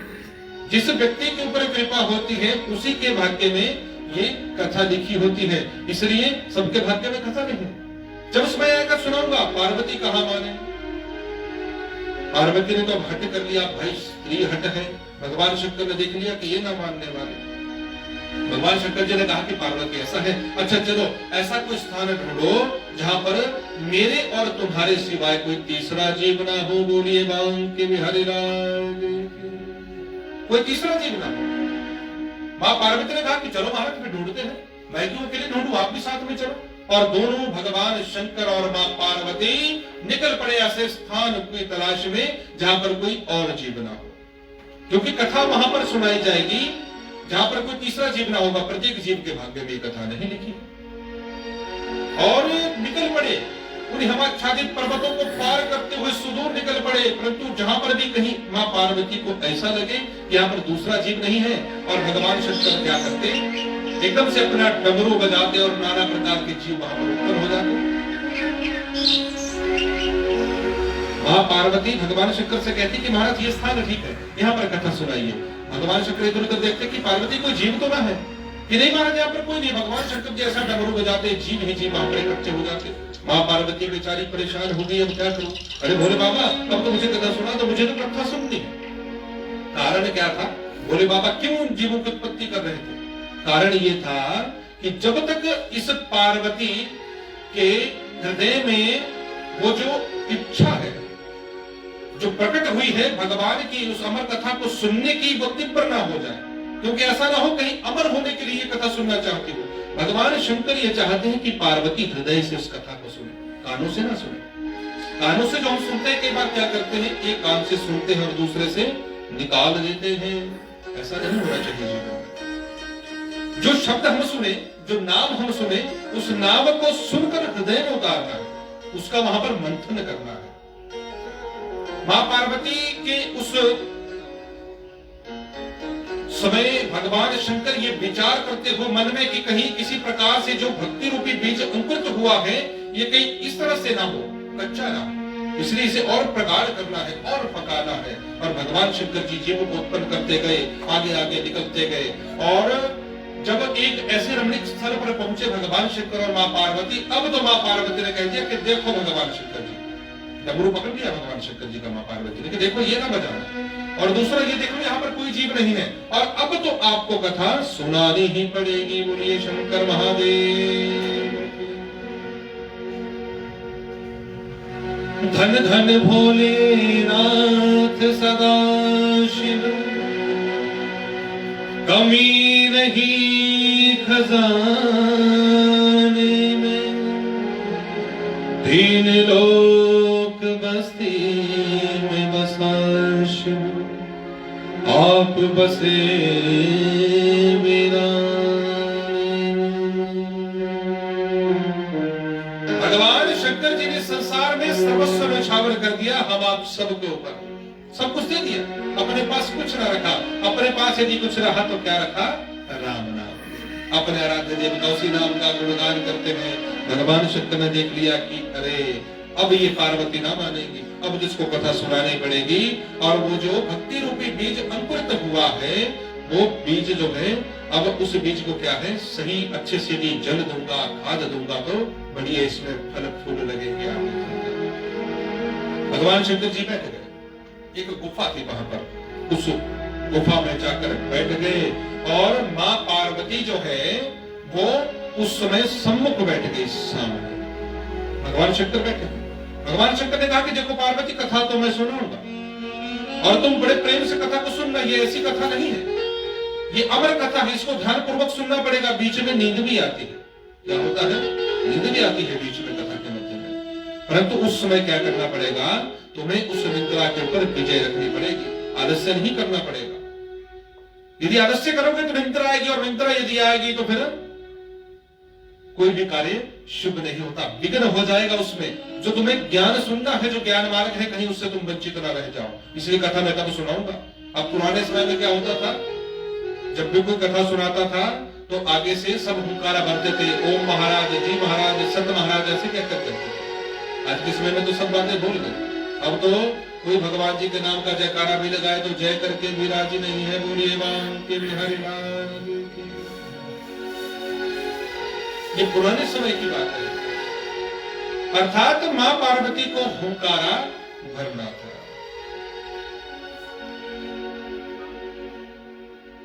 भगवान शंकर कथा को सुनाने लगे, और मां पार्वती उस कथा को बड़े प्रेम से सुनने लगी। पहला जो श्रीमद् भागवत महापुराण है, जब उसका प्रथम स्कंद प्रारंभ हुआ, माँ पार्वती बड़े प्रेम से कथा को सुनने लगी। 12 स्कंद है श्रीमद् भागवत महापुराण में, 18,000 श्लोकों की संहिता है। 12 खंडों में विभाजित किया गया है, स्कंदों में विभाजित किया गया है श्रीमद् भागवत महापुराण को। माँ पार्वती बड़े प्रेम से बैठ गई और वहां पर क्या था कि उस गुफा में जहां पर भगवान शंकर बैठे थे, उनके ठीक पीछे एक छोटा सा कोटर था, छेद था। वहां पर एक तोते ने, तोता और तोती वहां पर रहते थे, उन्होंने कुछ अंडे वहां पर दिए थे। जैसे ही भगवान शंकर और मां पार्वती वहां पर पहुंचे थे, उन अंडों से उनके छोटे छोटे बालक उत्पन्न हो गए और वो वहां से उड़ गए। एक छोटा सा गला सड़ा हुआ अंडा जिससे जीव की उत्पत्ति न होनी थी, वो वहां पर रह गया। इस कथा का क्या प्रभाव है, जरा ध्यान से इस कथा को सुनिएगा। वो अंडा वहीं पर है। भगवान शंकर कथा सुनाने लगे, मां पार्वती बड़े प्रेम से सुनने लगी। उस कथा के प्रभाव से क्या हुआ कि उस गले सड़े हुए अंडे में भी जीव की उत्पत्ति हो गई और उससे छोटा सा एक शुक शावक तोते का बच्चा वहां पर पैदा हो गया और बड़े प्रेम से उस कोटर में बैठकर उस कथा को सुनने लग गया। अब जब उस कथा को सुनने लग गया, भगवान शंकर जी सुना रहे, मां पार्वती सुन रही है। पहला स्कंद समाप्त हुआ, दूसरा, तीसरा, चौथा, पांचवा, छठवां, सातवां, आठवां, नौवां, दसवां, दसवें स्कंद में भगवान श्री कृष्ण जी का जन्म होता है। कृष्ण जन्मोत्सव भगवान शंकर जी ने वो जन्मोत्सव भी किया। उसके बाद भगवान श्री कृष्ण जी जो है बाल स्वरूप में, उन्हें वसुदेव जी कहाँ ले गए, नंदगढ़ में ले गए, वहां पर जाकर छोड़ दिया। वहां पर भगवान श्री कृष्ण जी की फिर बाल लीलाएं प्रारंभ हो गई। बड़े प्रेम से मां पार्वती कथा को सुन रही है। ऐसी कथा नहीं जैसी यहाँ पर चली है ना कि 2 बजे प्रारंभ हो गए, 4 बजे विश्राम हो गया, तो थक गए थोड़ी देर में। वहां पर तो ऐसी कथा चली है, एक बार भगवान शंकर जी ने कहना प्रारंभ कर दिया तो पूरी कथा कहकर ही उठे थे। ऐसे नहीं उठे थे, थोड़ी थोड़ी देर के लिए नहीं बैठे थे। मां पार्वती सुनती गई, हुंकारा भरती गई, सत महाराज सत्य मानकर इस कथा का उन्होंने अर्थात श्रवण किया। विश्वास था कि भगवान सत्य है, भगवान का नाम सत्य है, ये कथा सत्य है। मां पार्वती सुन रही है, भगवान शंकर सुना रहे, हुंकारा भर रही है। और इतने में क्या हुआ, जब बहुत समय बैठे हुए हो गया तो कई बार आलस्य भी आ जाता है। और आलस्य जब आया तो मां पार्वती को थोड़ी नींद आने लगी। अब जब नींद आने लगी, उस तोते के बच्चे ने विचार कर लिया मन में। मां पार्वती थोड़े खराटे लगाने लगे। अब नींद में जब थक जाते हैं ज्यादा तो खराटे भी लगते हैं। और जब खराटे आने लगे तो उस तोते के बच्चे ने विचार किया, क्योंकि मन लग गया था भगवान जी की कथा में। अब मां पार्वती हुंकारा ना भरेगी तो फिर क्या होगा, भगवान शंकर जी की तो फिर समाधि टूट जाएगी, कथा बंद हो जाएगी। कथा में बंद नहीं होने दूंगा, मुझे तो ये कथा सुननी है। अब वो तोते का बच्चा कह रहा है। अब आप जानते हैं तोता जैसा हम उसे सिखाते हैं वो शब्द कह लेता है। हम कहेंगे राम राम तो वो राम राम भी बोल लेता है। अब उस तोते के बच्चे के अंदर ऐसा उस कथा का प्रभाव हुआ कि वो भी बड़े प्रेम से अब उस कथा को सुनते हुए अब वो हुंकारा भरने लग गया। मां पार्वती तो सो गई, क्योंकि भगवान शंकर जी ने आंखें बंद कर रखी है कथा सुनाते हुए, और वो एकदम से सो गई है मां पार्वती। और भगवान शंकर कथा कह रहे हैं और वो तोते का बच्चा हुंकारा भरने लगा और भगवान शंकर जी कथा को सुनाते गए। और जैसे ही विश्राम हुआ भागवत की कथा का, उस अमर कथा का, और भगवान शंकर जी ने जैसे ही संपूर्ण हुई भागवत जी की वो अमर कथा, एकदम से जैसे ही जयकारा लगाया, बोलिए बांके हरिलाल की, जोर से जैसे ही जयकारा लगा, एकदम से आंखें खुली मां पार्वती की, एकदम से कहा महाराज आनंद आ गया, भोलेनाथ और सुनाओ कथा और सुनाओ। भगवान शंकर जी बड़े प्रसन्न हुए कि देखो कितना मन लग गया इस पार्वती का कथा में। अब कहती है कि और सुनाओ और सुनाओ। भगवान शंकर कहते हैं कि पार्वती सुन, अब फिर कभी इस कथा को सुनाऊंगा, बार बार नहीं सुनाई जाती है। एक बार तृप्त हो गई, ये तो कथा ही ऐसी है। मुहुरहो रसिका भूमि भावुका, इसको तो एक बार जो सुन लेता है उसकी बार बार सुनने की इच्छा होगी। इसलिए पार्वती इतने से तुम आज तृप्त हो, कल और तुम्हें सुनाऊंगा, फिर कभी सुना दूंगा। पार्वती माँ कहाँ माने के रहने, महाराज मुझे और सुननी है। भगवान जी का जब जन्म हुआ था उधर मथुरा में, वसुदेव जी का टोकरी में ले जाकर गोकुल में छोड़ दिया। वहां पर जाकर वृंद बाबा ने खूब पालन पोषण किया, माँ यशोदा के साथ खूब अटखेलियां की, गोपियों के घर में जाकर खूब माखन चुराया, छाछ उनकी चुराई। वहां पर जाकर खूब गोपियां खट्टी छाछ के लिए कन्हैया को नचाती थी। बाद में कई राक्षसों का वध कर दिया, संहार कर दिया। मुझे और कथा सुननी है और सुना। भगवान शंकर कहते हैं कि पार्वती सुन, कथा तो संपूर्ण हो गई, अब और कथा फिर कभी सुनाऊंगा। ये बार बार कथा नहीं सुनाई जाती, मैं तुझसे कहता हूं कि फिर कभी सुना दूंगा। कि नहीं महाराज मुझे सुननी है। भगवान शंकर कहते हैं कि नहीं पार्वती ये जिद नहीं चलेगी। पहले ही तुमने जिद करके इस कथा को सुन लिया, अब एक बार सुन लिया तो बार बार सुनने की इच्छा होती है, ये मैं मानता हूं, परंतु फिर कभी तुम्हें सुना दूंगा। पार्वती कहा माने? भोले बाबा ने कहा कि नहीं पार्वती, ऐसा नहीं बनेगा। अब पार्वती ने देख लिया कि मैंने कथा तो सुनी, परंतु बीच में नींद आ गई, फिर वो तो भाग चला गया, वो तो कथा सुन ही नहीं पाई जो जिस समय नींद आ गई थी। अब कहती है, सच कह दिया भगवान शंकर जी से, क्योंकि हृदय वो साफ हो गया ना, निर्बल मन हो गया, तो एकदम से मैंने विचार किया कि सच कहना पड़ेगा। कह दिया कि भोले बाबा ऐसा है ना, मुझे बीच में नींद आ गई थी जब भगवान जी के जन्मोत्सव के बाद बाल लीलाएं जब उन्होंने की, उसके बाद मुझे नींद आ गई, इसलिए मैं कह रही हूं कि पुनः सुना दो। भगवान शंकर ने कहा कि पार्वती, यदि तुम्हें नींद आ गई थी तो हुंकारा कौन भर रहा था? तुम्हें नींद आई तो तुम हुंकारा नहीं भरती तो मेरी तो समाधि टूटती कथा सुनाते सुनाते। अर्थात तुम्हें जब नींद आ गई तो हुंकारा भर कौन रहा था, ये सुन कौन रहा था? अर्थात कोई तीसरा जीव यहाँ पर है। और जब पीछे मुड़कर देखा तो क्या देखते हैं, वहां वो तोते का बच्चा है। वो बड़े प्रेम से भगवान का स्मरण कर रहा है।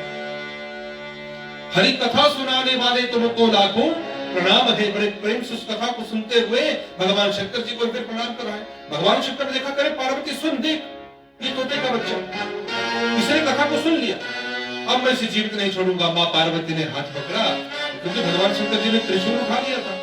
भगवान शंकर का हाथ पकड़ा, करे भोलेनाथ इसे छोड़ दो, जाने दो ना, कथा ही तो सुनी है, तो क्या हुआ? अब कथा सुन ही ली तो कोई बात नहीं, जाने दो, हो सकता है इसके भाग्य में भी हो।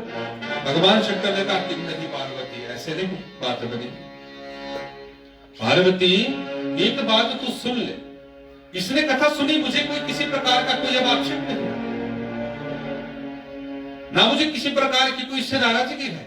इसने कथा सुनी, बढ़िया हो गया, परंतु इसने नियमों के विरुद्ध इस कथा का सोपान किया, इस कथा को सुना है। कथा को सुनने के नियम है। कथा जब भी सुनो, किसी प्रकार का प्रसंग जब भी किसी संत के, किसी भी विद्वान के मुख से सुनो, तो एकदम सामने बैठकर, सम्मुख बैठकर सुनना, पीठ के पीछे बैठकर कभी मत सुनना। जहां पर भी सत्संग में जाओ, सामने बैठकर सुनना। पुराण की ओर, ग्रंथ की ओर कभी भी पीठ कर कर मत बैठो, ना पीठ के पीछे बैठकर वो बात सुनना, उस शब्द को सुनना। और एकदम से वो बेचारी मां पार्वती ने जब इस बात को सुना कि तोते के बच्चे ने पीठ के पीछे बैठकर इसने इस कथा सुनी है, भगवान शंकर कह रहे, मां पार्वती भी बेचारी स्तब्ध रह गई। भगवान शंकर ने कहा कि अब मैं इस तोते के बच्चे को नहीं छोड़ूंगा। आगे आगे वो सुख शावक, वो तोते का बच्चा, और पीछे पीछे भोले बाबा त्रिशूल लेकर के, अरे रुक जा, मैं तुझे नहीं छोड़ूंगा। और वो तोते का बच्चा फर फर करता हुआ आगे उड़ रहा है। वो कहता है कि भोले बाबा मुझे मत छोड़ दो, अब तो मुझे ये भी भय नहीं कि आप मुझे मार दो, परंतु फिर भी वहां से आगे आगे भाग रहा है, भगवान का सुमरण करता हुआ, और सुदूर निकल पड़ा वो सुख शावक, वो तोते का बच्चा, पीछे भगवान शंकर त्रिशूल लिए हुए। और आगे जब गया तो व्यास जी का आश्रम था। उस आश्रम में व्यास जी की पत्नी वाटिका उस समय अपने बालों को सुखाने के लिए प्रातः काल में स्नान करने के पश्चात अपने कोठे के ऊपर चढ़ी थी। सूर्य की ओर मुख करके अपने केशों को सुखा रही थी। इतने में क्या हुआ, सुख शावक ने देखा कि ये मां वहां पर खड़ी है, व्यास जी की पत्नी वाटिका, हो सकती है ये मेरे प्राणों की रक्षा कर दे। और वो तोते का बच्चा उस व्यास जी की पत्नी की ओर निकल पड़ा, और वहां पर उस समय उस व्यास जी की पत्नी का मुख खुला, एकदम से उबासी आई। जैसे ही मुख खुला, वो तोते का बच्चा सीधा उस वाटिका के मुख के द्वारा उसके गर्भ में जाकर प्रवेश कर गया। भगवान शंकर जी ने देख लिया कि अरे ये तोते का बच्चा तो इसके मुख के द्वारा इसके अंदर चला गया, व्यास जी की पत्नी के अंदर। अब उस समय क्या था, व्यास जी के आश्रम में व्यास जी की पत्नी वाटिका अकेले थी। व्यास जी उस समय भगवान शंकर की ही आराधना करने के लिए वन में गए थे। भगवान शंकर जी आश्रम में प्रवेश न करें, क्यों? क्योंकि इस समय एक स्त्री घर में अकेली है, इनके पति यहाँ पर नहीं है। स्त्री जब घर में अकेली हो तो परपुरुष का वहां पर जाना शोभा नहीं होता। इसलिए बड़े प्रेम से भगवान शंकर जी ने व्यास जी के आश्रम के बाहर दरवाजे पर ही, बूहे पर ही अपना धूना रमा लिया और वहीं पर बैठ गए। जब शाम हुई उस समय व्यास जी भगवान शंकर जी का ही तप करने के लिए वन में गए थे, और वहां से जब आए तो क्या देखते हैं, अरे जिन भोले बाबा का मैं तप कर रहा था वन में जाकर, वो तो यहाँ पर मेरे घर के दरवाजे के ऊपर बैठे, दौड़े दौड़े अंदर गए, वहां से जाकर खूब आरती का थाल सजाया और आरती का थाल हाथ में लेकर खूब भोले बाबा की आरती उतारने लगे। भोले बाबा बड़े प्रसन्न हुए और कह दिया व्यास जी से कि सुनो व्यास जी, ये तो बात आपकी ठीक है, आपने आरती उतारी, खूब आपको आशीर्वाद प्रदान करता हूं, परंतु एक बात करो, मैं तुम्हारी आरती को ग्रहण करने के लिए यहाँ पर नहीं आया हूं। तुम सीधे जाओ और जाकर पहले तो भगवान पार्वती को, मैं इस कथा को सुना रहा था पार्वती को, और उस कथा को सुन लिया एक तोते के बच्चे ने, और वो आया और तुम्हारी पत्नी ने उस तोते के बच्चे को खा लिया, इसलिए अपनी पत्नी से जाकर कहो कि वो तोते का बच्चा वापस कर दे। बोलिए बांके बिहारी लाल, तोते का बच्चा वापस कर दे। व्यास जी कहते हैं कि भोले बाबा ये आप क्या कह रहे हो, मेरी तो पत्नी है ना, हम मांस नहीं खाते भोले बाबा, हम तो शाकाहारी हैं। ये आप कैसी बात करते हैं कि मेरी पत्नी ने तोते का बच्चा खा लिया। वो बोला क्यों तोते का बच्चा खाएगी? कि नहीं नहीं, आप बात को नहीं समझे। कि भोले बाबा ऐसा है ना, पूरी बात मुझे बताओ, आप हुआ क्या है? कि हुआ ऐसा कि मैं पार्वती को अमर कथा सुना रहा था, ना जाने कहां से ये तोते का बच्चा आ गया, इसने कथा को सुन लिया और अब मैं इसे जीवित नहीं छोड़ूंगा। व्यास जी ने भी वही शब्द कहे जो पार्वती ने कहे थे। व्यास जी कहते हैं कि तो भोले बाबा कथा सुन ली तो बहुत अच्छी बात है, क्यों बेचारे को भला उसे आप मारोगे? हो सकता है उसके भाग्य में कथा होगी तब उसने सुनी। कि नहीं नहीं, उसने कथा सुनी नियमों के विरुद्ध, पीछे बैठकर कथा सुनी, आगे बैठकर सुनता तो कोई बात नहीं। और पार्वती की जगह हुंकारा भरता रहा, अब मुझसे नहीं छोड़ूंगा, अब तुम जाओ अपनी पत्नी से जाकर कहो कि मेरा तोते का बच्चा वापस कर दे। बड़ी परेशानी में है भोले बाबा, कुछ समझ ना आए। व्यास जी ने मन में विचार किया कि अरे ये कैसे हुआ। भगवान ने शंकर से पूछा व्यास जी ने कि महाराज एक बात बताओ, क्या उस तोते के बच्चे ने पूरी कथा सुन ली? कि हाँ कथा तो पूरी सुन।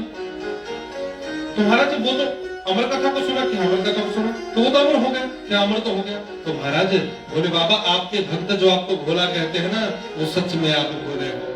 अरे भोले बाबा, जिस तोते के बच्चे ने अमर कथा को सुन लिया, भला वो तो अमर हो गया, आप उसे कैसे मार सकते हो? बोलिए शंकर महादेव। भोले बाबा ने कहा कि व्यास जी आप तो सुनते कहते हो, सच में अब कैसे उसे मैं मार सकता हूँ? चलो कोई बात नहीं। और भोले बाबा वहां से वापिस हो गए। ये जो तोते का बच्चा था ना, ये तोते का बच्चा इसने उस वाटिका के, व्यास जी की पत्नी के गर्भ को ही अपना मंदिर बना लिया और वहीं पर बैठ गया। 12 वर्ष हो गए। कितने वर्ष हो गए? 12 वर्ष हो गए माता गर्भ में। इसने बालक का स्वरूप वहां पर बना लिया, मनुष्य के बालक का। वैसे क्या होता है कि 9 महीने के बाद स्त्री के गर्भ में जो बालक होता है ना बच्चा, वो वायु को वेग के द्वारा भगवान की कृपा से बाहर आ जाता है, बालक हो या बालिका। वहां पर 12 वर्ष हो गए अंदर ही। अब व्यास जी की पत्नी कहती कि महाराज जरा देखो कुछ अपने अंतर योग के द्वारा, ये बालक 12 वर्ष हो गए, अब बाहर नहीं आता, अब कैसे इसे बाहर लाऊं? मुझे कष्ट भी होता है, पीड़ा भी होती है, अब क्या करूं? महर्षि वेद व्यास ने योग बल के द्वारा देखा कि इस बालक ने तो अंदर ही मंदिर बना लिया है। फिर कहा योग बल के द्वारा कि बालक बाहर आ जाओ। अंदर से आवाज आई कि नहीं पिताश्री बाहर नहीं आऊंगा, बाहर जब आऊंगा यदि जन्म ले लूंगा तो एकदम से जाकर मोहमाया के चक्कर में फंस जाऊंगा। आप दोनों माता पिता बालक हो कहेंगे, उसके पश्चात कहेंगे कि जाओ स्कूल में, विद्यालय में जाओ, वहां पर जाकर शिक्षा ग्रहण करो। जब थोड़ा बड़ा हो जाऊंगा, शिक्षा ग्रहण कर ली, फिर कहेंगे कि कोई आजीविका का साधन ढूंढ ले, कोई नौकरी इत्यादि। नौकरी मिल गई, फिर कहेंगे कि अब विवाह कर ले। विवाह भी हो जाएगा, किसी की कन्या के साथ विवाह कर लूंगा, बाद में कहेंगे अब वंश की वृद्धि का उपाय ढूंढो। तो महाराज मैं इस चक्कर में पड़ना ही नहीं चाहता, मैं तो केवल मात्र अपने इष्ट का, अपने आराध्य देव का भजन करना चाहता हूं, मैं वहां नहीं आऊंगा। व्यास जी ने कहा कि अरे पुत्र, हम तुझे किसी प्रकार से बाधित नहीं करेंगे, तू बाहर आ जा। नाना प्रकार से यत्न प्रयत्न करने पर और नाना प्रकार से प्रार्थना करने के बाद वो बालक बाहर आया, और जैसे ही जन्म लिया वैसे ही जन्म होते ही वन की ओर चल दिया। बोलिए बांके बिहारी लाल की। ये तोते का बच्चा था जिसने कथा सुनी, वही जाकर उस वाटिका माँ के गर्भ में जाकर मनुष्य के बालक का जिसने रूप धारण कर लिया। अब जब जन्म हुआ, जन्म होते ही वन की ओर चला गया। विद्वानों ने इसका नाम रखा शुकदेव। बोलिए शुकदेव महाराज की। ये शुकदेव जो हुए ये बड़े ही ज्ञानी हुए और जन्म होते ही वन की ओर चल पड़े। पिता का मोह है पुत्र के ऊपर, अब क्या करें, हा पुत्र कहते हुए वेद व्यास जी पीछे भागने लगे। पुत्र रुक जाओ, रुक जाओ। यम प्रवदन्तमनुपेतम पेत कृत्यम द्वैपायनो विरह कातर आजुहाव पुत्रेति तन्मयतया तर्वो विनेदुस्तरम् सर्वभूत हृदयं मुनिमानतोऽस्मि।